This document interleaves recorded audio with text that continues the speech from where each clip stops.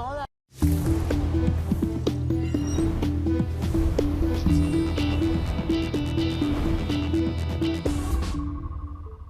Hoy recibimos a una destacada experta en temas de seguridad, violencia urbana, crimen organizado y políticas públicas en América Latina. Doctora en ciencia política, ha tenido una larga trayectoria académica y ha ocupado cargos de alto nivel como asesora de gobiernos y organismos multilaterales. Viene a presentar su último libro, Anatomía del Poder Ilegal, un estudio en terreno en torno al poder del crimen organizado en América Latina. En la entrevista le damos la bienvenida a Lucía Damert.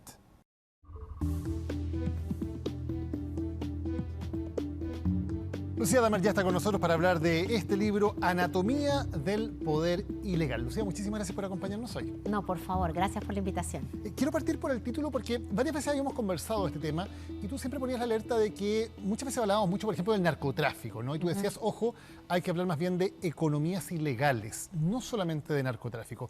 ¿Por qué haces esta alusión, que tú la vienes haciendo hace tiempo y que desde el título también es algo que cruza toda tu investigación y todo el libro? Sí, justamente porque tenemos que salir de la percepción de que esto lo arreglamos terminando con el narco, ¿no? Que ese es como el nivel cero de la conversación. Luego aquellos que hablan como del crimen organizado, las estructuras criminales únicamente, sino lo que uno ve en América Latina con mucha fortaleza es la construcción de una cosa distinta, más compleja. Y esta cosa distinta tiene tres elementos. Uno, los mercados ilegales que están creciendo por todos lados, pero eso va acompañado de altísimos niveles de corrupción, de abajo para arriba en las estructuras de gobierno y en el mundo privado, y en tercer lugar de un retraimiento que con el COVID fue muy evidente, pero que después se mantuvo de las capacidades estatales de fiscalización. Entonces ahora lo que hay, y cuando tú vas a muchos territorios de América Latina, la gente lo que te dice es, mira, acá lo que hay son poderes ilegales.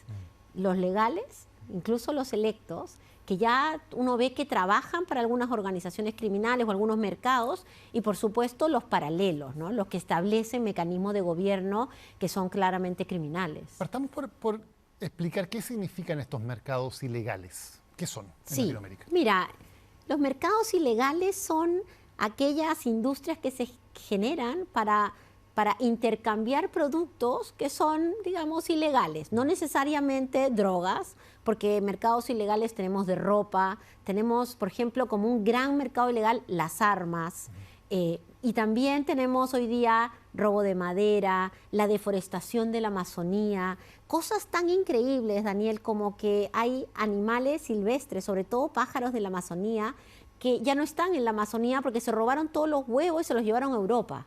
Y eso no es una estructura pequeña, sino es una estructura transnacional, hoy día además mucho más flexible, con una capacidad tecnológica importante, pero cuyo objetivo principal de este mercado es generar dinero y ese dinero meterlo a la economía formal. Ahí, Lucía, entonces, ¿operan de manera similar? ¿Hay alguna diferencia fundamental en cómo opera una organización dedicada al tráfico de drogas, que es de lo que solemos hablar todo el tiempo, o de fauna exótica, o de minería ilegal, que también es algo gigantesco en América Latina? Gigantesco. En general funcionan de la misma forma. Pasa con las drogas, que tiene como un objetivo, la política les ha puesto mucho más luz. Entonces ellos tienen niveles de violencia, niveles de enfrentamiento con el Estado distinto, y además porque efectivamente, por ejemplo, la cocaína requiere de espacios territoriales de plantación, entonces son más visibles. Pero cuando tú vas a ver la minería ilegal, que todo demuestra que hay más de 1.200 dragas gigantes en la Amazonía para sacar oro, hay un funcionamiento parecido, que es instalarse en un mercado, generalmente desaparecer a los contrincantes, corromper a los poderes políticos, corromper a la capacidad estatal y empezar a negociar y encontrar los espacios grises. ¿Cuál es la diferencia hoy? Que algunos mercados ilegales compran también leyes que les generan los espacios grises, que de un momento a otro cosas que eran ilegales pasan a ser llamadas tradicionales. ¿Qué ejemplo podemos dar de eso? Por ejemplo, la minería ilegal del oro, ¿cierto? Que muchos, cuando uno habla de la minería tradicional o la minería artesanal, uno se imagina casi como una persona sacando oro en el río, y cuando vas a ver son verdaderas industrias, pero han habido cambios que permiten el movimiento de madera en la Amazonía, especialmente entre Perú, Brasil y Colombia, a un nivel que no se registra. Pero cuando tú sumas 50 barcos a ese nivel ya es un número muy grande. Entonces, Efectivamente, lo que tú ves hoy día en la región es una complejización muy grande de los mercados, ni qué decir la trata de personas y el tráfico de migrantes. La trata de personas, que generalmente es, para que los que todos nos entiendan, el movimiento de mujeres para la esclavitud sexual, mueve 12.000 millones de dólares al año en América Latina. Ese es el tamaño de los mercados de los que estamos hablando, ¿no? Se habla que entre el 70 y el 80% del oro que produce Colombia y Perú, que son principales productores de oro del mundo, viene de fuente ilegal. Entonces estamos realmente plagados de una generación de dinero, que es una generación de dinero que en algún sentido también está vinculado con la violencia y los homicidios que hay en la región. Lucía, tú decías que el objetivo de todas estas organizaciones criminales, sea que se dediquen al tráfico de drogas o a la trata de personas o a la minería ilegal, es generar dinero y ese dinero luego lograr lavarlo, como se dice generalmente, o ponerlo en el mercado legal, digamos, para poder utilizarlo. ¿Cuáles son los mecanismos con que se hace eso? Hay múltiples mecanismos. Lo más importante es que prácticamente ningún país de América Latina tiene como objetivo fomentar, impulsar las estrategias de antilavado, ¿cierto? La mayoría de nuestros países tiene uno que otro caso, oficinas muy pequeñas, y estamos concentrados en perseguir las plantas, desterritorializar la cocaína, pero luego, para el momento del dinero, hay un vacío. ¿Y eso por qué ocurre? ¿Por qué? Porque en muchos países ese dinero genera empleo. Ese dinero es utilizado en industrias. Por ejemplo, en el caso mexicano es muy conocido cómo el narcotráfico ha invertido en minería legal, ha invertido, por ejemplo, en la industria de las paltas, en la industria del limón. En el caso peruano hay mucha evidencia de inversión en escuelas, en universidades y, por supuesto, en lo tradicional, hoteles, moteles. Entonces, esa generación de economía local también muchas veces la ven, sobre todo los políticos locales, lo ven como una oportunidad, ¿no? Entonces no hay necesariamente una lucha frontal contra estos mercados. Sobre todo cuando tú dices que no es el narcotráfico, porque uno piensa que no son peligrosos. Erróneamente. Sí, y hay un dato que tú dices al comienzo del libro también, y que muchas veces no nos acordamos, pero que es muy escalofriante, que es que América Latina es el continente más violento del mundo. Es el continente en que se producen más homicidios por habitantes en el mundo. ¿Qué tan unidos están estos dos factores, los mercados ilegales, su capacidad para tomar parcelas de poder incontestado, con la violencia y especialmente los homicidios y las muertes con armas de fuego, que también América Latina está muy por sobre los promedios mundiales? La presencia de estos mercados normaliza dos cosas. Uno, la violencia en la relación entre las personas, porque todo es violento, ¿no? Cuando tú tienes gente que te está cobrando por ser colero de una feria o que te está extorsionando para vender en la feria, las relaciones interpersonales se tornan violentas. Y eso, lo que vemos en la región es que ha generalizado una violencia cotidiana en todos los espacios, y ahí en el libro justamente tratamos de poner eso para no evitar mirar ese fenómeno. Y lo segundo es que esa violencia se ha convertido en una violencia armada.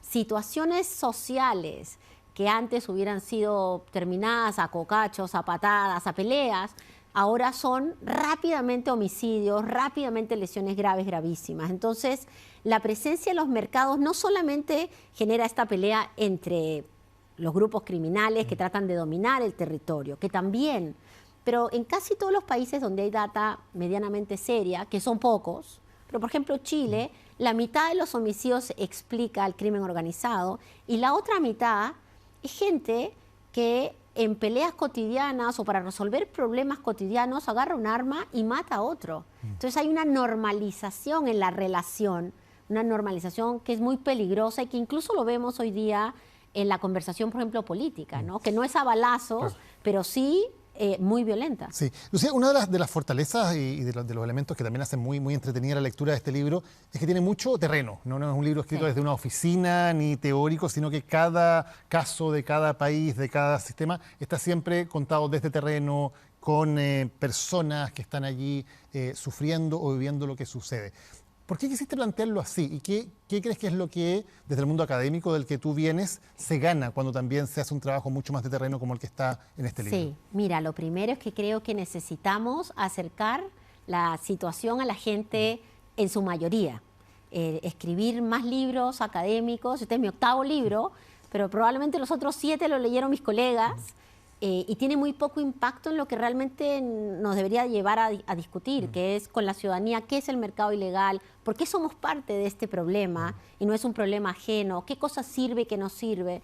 Y para darle textura a esto, tú necesitas también no solo el drama humano, sino la complejidad del drama humano. Porque muchas de las mujeres que emigran de Venezuela, no es que emigran porque tienen ganas de venir, no es que se dedican a la prostitución porque es la única forma que encontraron de salir adelante, sino porque vienen de un largo camino de violencias, de maltratos, de estructuras criminales que las tienen amenazadas, extorsionadas. Entonces, la complejidad del fenómeno también te permite ver, creo yo, y más ahora en este año que tenemos elecciones en varios países latinoamericanos, que no podemos abandonar cuáles son las desigualdades y las precariedades de base. ¿La desigualdad y la precariedad de base explica el mercado ilegal? No, porque hay mercados ilegales en Alemania, en todos lados. ¿Explica nuestros niveles de violencia? Sí. ¿Explica el deterioro de la relación social? También. Y creo que poner estos casos, que además en muchos sentidos, y acá, Daniel, es muy importante reconocer la labor de los periodistas de investigación. Si tú vas a la Amazonía, no encuentras académicos. En la Amazonía están los periodistas de investigación, que además por eso los han matado masivamente en América Latina, ¿no? Defensores de derechos humanos y periodistas, porque están ahí y porque terminan conociendo la fábrica real de la corrupción y luego también de los problemas. Y yo he tratado de plantear un poco eso en el libro. Lucía, tú recuerdas que, bueno, estamos en periodo electoral en buena parte de América Latina y hoy tal vez, como hay muchísima preocupación y muy legítima de la ciudadanía por los niveles de violencia, hay un tipo de discurso que es muy predominante, que podríamos decir que es un discurso que dice que aquí lo que falta es voluntad, ¿no? Voluntad de aplicar toda la fuerza de la ley, de no dejarse llevar por medias tintas, de ser muy duro y eso finalmente va a poder solucionar estos problemas.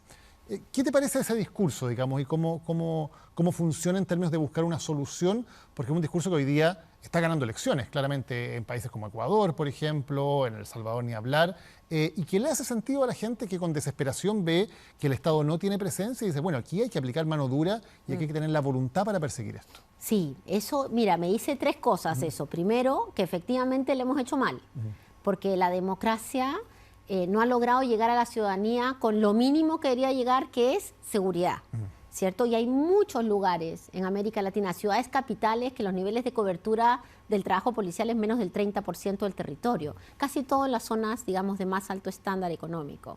Entonces, tenemos que reconocer que el reclamo ciudadano es legítimo. Me parece eso muy relevante. En segundo lugar, también tenemos que reconocer que la seguridad trae ganancias económicas al crimen, pero también trae ganancias económicas electorales. Y esas ganancias electorales han ido simplificando y simplificando y simplificando el mensaje para poder llegar rápidamente. Entonces tú dices, hay una crisis de seguridad, están todos los cárteles en Chile, y bueno, la ciudadanía obviamente ve que hay un problema, a pesar que justo esta semana han salido los datos de la Fundación Paz Ciudadana y muestran una situación más bien estancada. Y ante esa sensación de un Estado no solo ausente, sino que creo que lo que más frustración genera es el Estado ambivalente, que uno ve que está la policía y que no pasa nada, que uno ve que hay una presencia estatal e igual están los chicos cobrándote peaje por salir de tu casa. Eso ha generado en la ciudadanía una necesidad de algo rápido. ¿Cuál es el problema? El problema es que cada vez que hemos implementado políticas de mano dura en América Latina no han funcionado. Las cosas se han puesto peor. ¿Por qué? Porque el crimen se pone más sofisticado. Porque como estamos hablando de un mercado, es un mercado que tiene un grupo de consumidores que alientan el desarrollo del mercado. Entonces no es que desaparece porque desaparece el último vendedor de droga.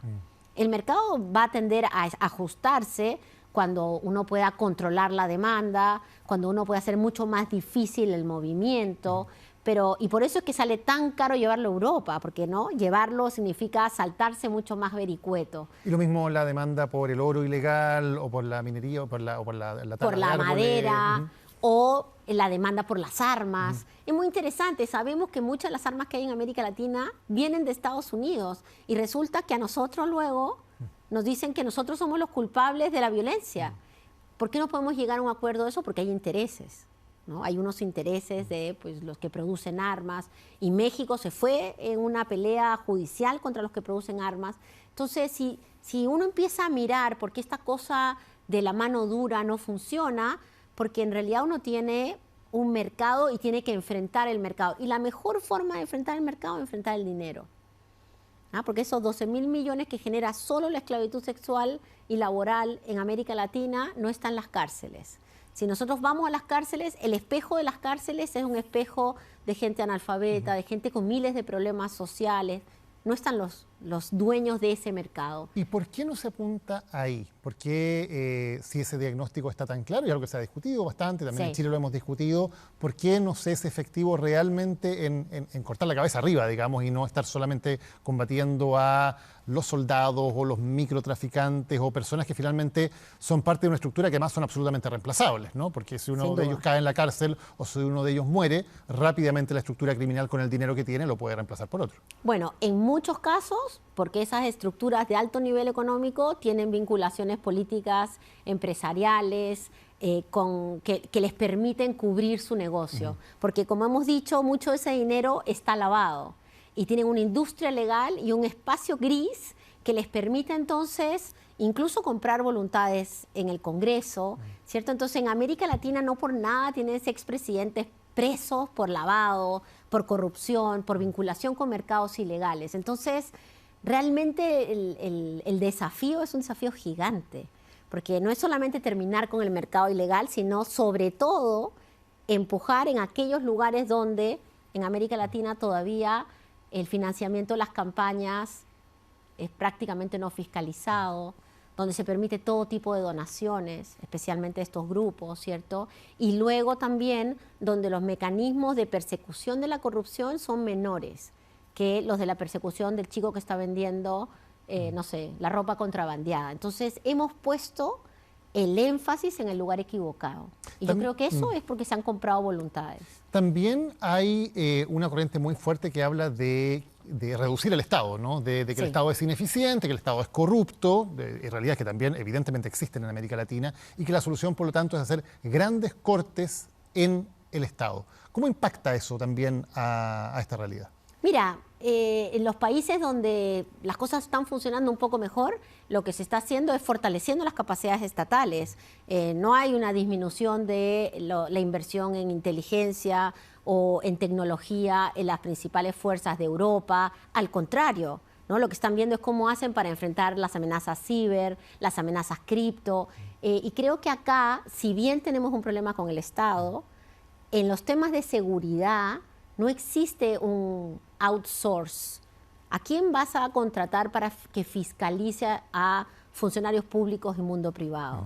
Si ya el Estado no tiene esa capacidad, entonces redefinamos el Estado de Derecho, ¿no? Pero efectivamente necesitamos un Estado que tenga victorias tempranas, resultados. Y por ejemplo, en el caso chileno, uno podría decir, ¿qué podemos esperar de la unidad de análisis financiero que es tan pequeñita? Bueno, fortalezcámosla, ¿cierto? Y ahí sí le podemos exigir, pero la verdad es que la unidad de análisis financiero no le sobra la grasa, le falta músculo. Entonces, también creo que en la conversación la generalización no ayuda. Necesitamos mucho más fiscalización del uso del recurso público, sin duda, en todos lados, especialmente en las cárceles, en la justicia, en las policías, que se les ha puesto mucho dinero y muchas veces terminan mal utilizados.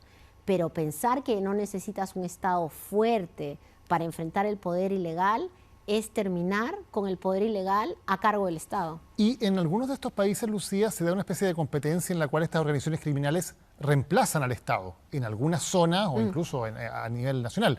Es algo que hemos visto en México, que vimos en su momento en Colombia, que ahora uno ve también con mucha alarma que está ocurriendo en países como Perú, como Ecuador, en la Amazonía ni hablar, digamos, también ocurre eso y tú lo planteas muy bien en el libro. ¿Qué es lo que sucede y cómo evitar que algo como eso pase en Chile, donde ya se observan zonas en las cuales se suele decir que el Estado no está presente o que el narcotráfico de alguna manera ha reemplazado al Estado? ¿Cómo va carcomiendo eso y cómo podemos frenar esa situación? Sí, mira, lo primero es que los mercados, como lo que quieren es ganar dinero, muchas veces no quieren lío, no quieren las vendetas y las grandes masacres, muy por el contrario, ahí donde hay más estabilidad, generalmente los mercados están funcionando mejor. Son pocos los países donde los mercados ilegales tienen ganas de llegar a ser presidente. Lo que uno ve, lo que yo he visto en las zonas del Braime, en Perú, en la Amazonía, en algunas zonas de Bolivia, en fin, es más bien una concentración en los poderes locales y regionales, pero principalmente locales. Porque ellos, tú lo dices, Lucía, lo que quieren es ganar dinero y para eso quieren hacer su trabajo, entre comillas, tranquilos. No es que la violencia sea un fin en sí mismo. No es que la violencia sea un fin. La violencia es un fin en sí mismo en las estructuras más pequeñas, en las que luego se quedan en el barrio y empiezan a extorsionar a la gente para conseguir dinero. Pero en realidad el negocio es mover 3 millones de personas por América Latina. El negocio es sacar el oro y venderlo en Europa. Entonces, ¿qué es lo que nos sucede en este camino? Lo que nos sucede es que no logramos encontrar el camino para ser más eficientes, si tú quieres. Lo que no logramos es decir, bueno, ¿qué hacemos frente a estos pequeños o medianos grupos que empiezan a carcomer, primero teniendo un concejal o creando un grupo político? Casi todos los que están en el mundo de la minería, la tala, sobre todo en la Amazonía, encuentras que tienen alguna voluntad política a nivel local, no mucho más.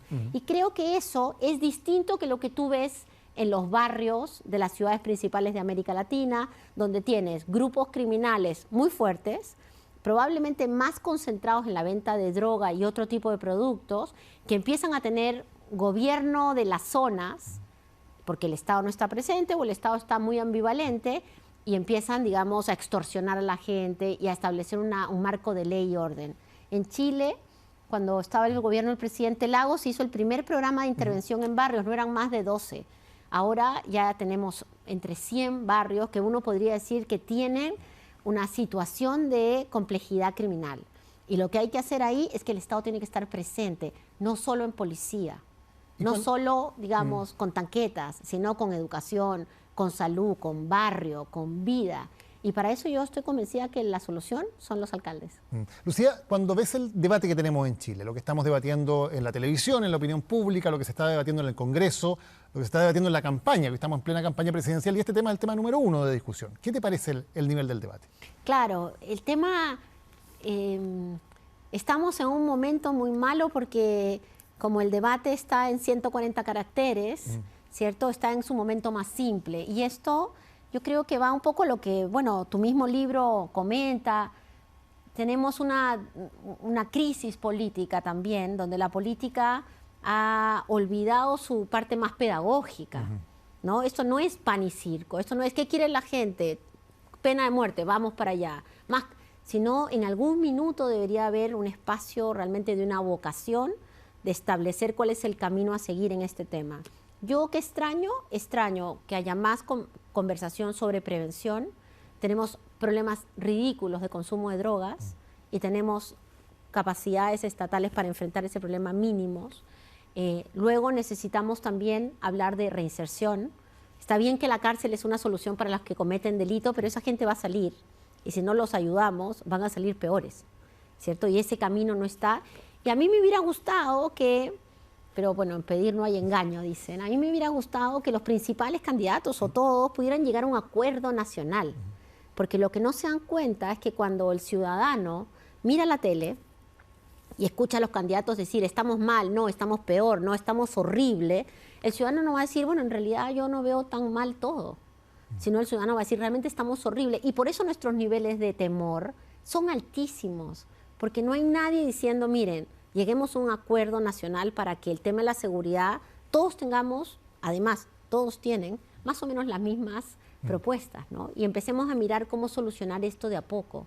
Creo que esto requiere mucho más responsabilidad en el mediano y largo plazo y espero que una vez que se resuelva la elección, uno pueda tener ese grado de acuerdo, ya no solo sobre las leyes, sino sobre las políticas públicas. Lucía, la inmigración también es un tema muy importante en el libro porque tú lo muestras, es una realidad tremenda en América Latina en los últimos años.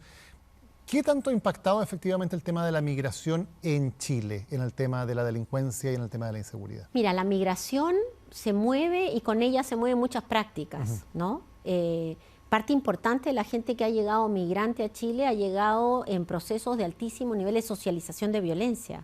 que vienen de barrios muy difíciles. Tú lo has visto en Venezuela, particularmente las condiciones de vida son condiciones de mucha violencia, no criminal, de violencia social.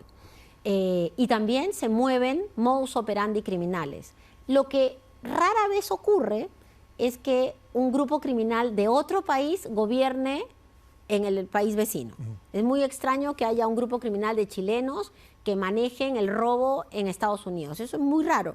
Pueden haber grupos pequeños. Entonces, lo que ha pasado es que había un terreno fértil en Chile de muchos grupos criminales, de mucho crecimiento del mercado, de un movimiento después del COVID, que con algunos de los que vinieron, que cometieron delitos y que estaban socializados en ese mundo, han logrado traer prácticas y también vinculaciones con organizaciones criminales de otros países.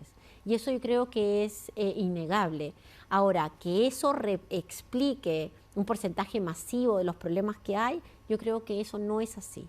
Y de hecho, los datos del CEP, todos los datos que hay muestran que hay una participación, pero todavía marginal. Lo que sí es cierto es que cuando tú vas a las cárceles y ves mucha más gente presa extranjera, eso también hay otro estudio de uno de mis colegas que muestra que cuando dos personas caen presas con la misma cantidad de droga, al extranjero lo dejan preso porque no tiene domicilio y muchas veces ni siquiera un nombre conocido. Entonces, para que no se nos escape, lo dejamos adentro y eso ha ido también congestionando las cárceles de una forma terrible. Yo creo que el tema de la migración tiene que ser regulado de todas maneras. Tenemos que mirar cómo hacemos para no terminar creando este estereotipo donde todos los migrantes son, digamos, criminales, porque además eso refuerza los problemas de convivencia que estamos teniendo en muchos de nuestros barrios. Lucía, ¿y qué tanto ha perdido el control Chile? Que es una sensación tal vez generalizada de que perdimos el control de las fronteras, que no sabemos exactamente las personas que están acá cuál es su identidad, cuáles son sus antecedentes, además porque es muy difícil, no tenemos la colaboración, por ejemplo, el gobierno de Venezuela para poder trabajar en conjunto con ellos. ¿Qué tanto sientes que el Estado ha perdido en Chile en los últimos años la capacidad de saber más o menos lo que está pasando? Respecto al tema migración, mira, varias cosas. Lo primero es que la migración es un fenómeno bastante flexible y líquido. Y la migración no dejó de venir porque pusiéramos militares, la migración dejó de bajar al sur porque empezó a buscar otros mecanismos de Venezuela. Y además dentro de Venezuela ya no hay tanta gente saliendo. De hecho, en mi libro tengo varios casos del tapón del Darién, que fue ese camino para subir hacia Estados Unidos, pero hoy día en el tapón del Darién está prácticamente vacío porque la gente se está moviendo vía el Caribe principalmente y otras rutas. Entonces, yo no sé si creo que hubo un momento donde este tema estaba verdaderamente fuera de control en muchos países, sobre todo post-COVID, donde el Estado se vuelve a reinstalar, ¿cierto?, en algunas temáticas. Creo que en ese marco de desarrollo lo que tuvimos fue un ingreso de mucha gente que venía acá a buscar, digamos, una forma de sobrevivencia y puede que hayan pensado que Chile era el lugar perfecto para vivir porque había, digamos, una bienvenida al migrante, ¿no? Que es lo que pasó con los haitianos previamente. Luego, eso genera un mercado ilegal. Luego eso genera unas organizaciones que los empiezan a traer, que los empiezan a extorsionar. Y ahora, evidentemente, con la poca colaboración de Venezuela es muy difícil, cuando uno toma detenido a una persona de Venezuela, saber cuál es su nombre y todo. Y ese es un problema no solamente en Chile, en muchos otros países de la región. Sin embargo, en Chile, la preocupación por el migrante venezolano es mucho más fuerte que en países donde porcentualmente hay más venezolanos. Lucía Damert, autora de este muy apasionante libro, Anatomía del Poder Ilegal. Muchísimas gracias por habernos acompañado hoy en la entrevista. Gracias a ti, Daniel. Gracias a ustedes también por habernos acompañado. Nos encontramos con otra entrevista próximamente acá en Chilevisión.